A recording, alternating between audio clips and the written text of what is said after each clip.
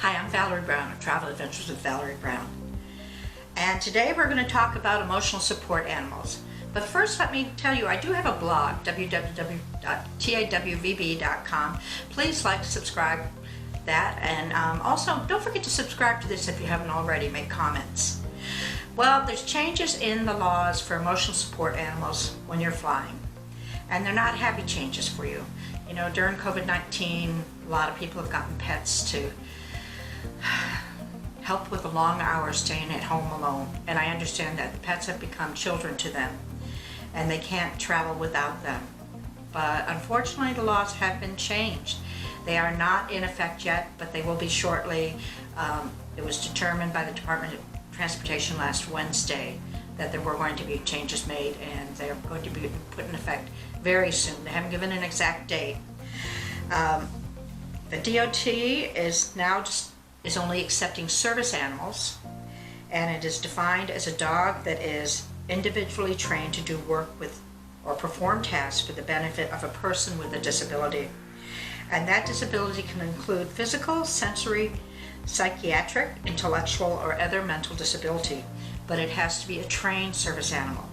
Most emotional assist animals are not trained service animals. You can say they are, but when they can't be controlled by either with a leash or barking, they are not trained animals and they will not be allowed on board.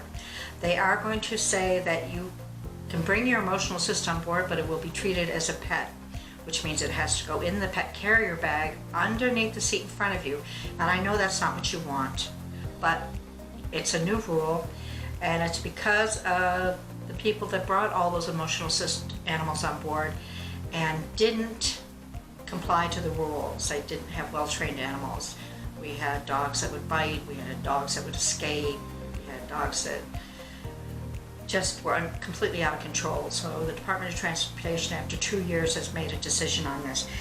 With this new ruling, the service animal must fit within the feet of the person that he's traveling with. And that's not always possible. We have big German Shepherds and we have sheepdogs, and they take up an entire row. And unless they want to purchase a pass for their animal, those are not going to be allowed anymore either. Now, this is going to be done on an individual basis, and I'm sure certain airlines, if they have the space available, I'm sure they'll try and accommodate the customer. But the rule states the animal must fit into the foot space of the passenger seat area and no further. And you'll also have to file 48 hours in advance. Let me see what it says about that. Excuse me.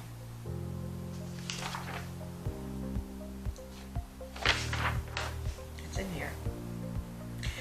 Those traveling with a service animal will be required to complete a form 48 hours before boarding, attesting that the animal has been trained and has good behavior and good health. And passengers may be limited to no more than 2 service animals. We're not talking cats, emotional assist anymore. We're not talking birds. We're not talking squirrels or snakes or even peacocks. And we actually once had a pig as an emotional assist. And when the pig got in the air, the pig started squealing, and they had to bring the pig back because it couldn't deal with the pressure of an aircraft. So the rules are changing for service animals. It's not all bad, but it's going to make it a little more difficult for those that fly with their pets that have now become their children and they don't want to see them caged. But at least you have time to plan for this. And if you really think that your animal can be a service animal, well, now is the time to take that training. There is training you can take locally everywhere in the U.S. Get that training certificate so you can have that animal with you in your lap or on the floor by your feet. So I told you about the emotional support animals and service animals, and my name is Valerie Brown with Travel Adventures with Valerie Brown. And please don't forget to look at my blog, www.tawvb.com. Thanks again for watching. I'm Val.